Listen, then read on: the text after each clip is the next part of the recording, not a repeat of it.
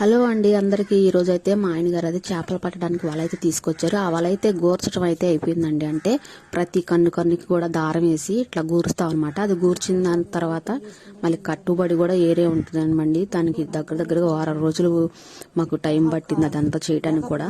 మళ్ళీ అంచు బాగాన మన పూస కూడా మనమే తయారు చేసి పెట్టాలన్నమాట. పూసలు చూడండి ఎలాగున్నాయో, అది ఎంత కష్టం అనమాట అది చేయటం అనేది. పూసలు కూడా మన చేతితోనే నొక్కాలి.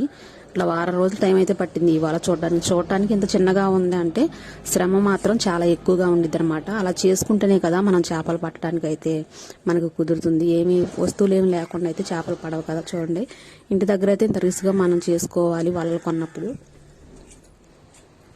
చూడండి కడటానికి అయితే కట్టేస్తున్నారు మా ఆయన గారు. చూడటానికి చిన్నగా ఉంది కానీ అది చేపలు పడినప్పుడు ఏంటంటే వల అనేది సాగిద్దండి. వల ఈ చిన్న చేపలు పట్టేవాళ్ళనమాట. ప్రస్తుతానికి అయితే ఇప్పుడు వీటి మీదే మేము చేపల వేట అనేది చేస్తున్నాము.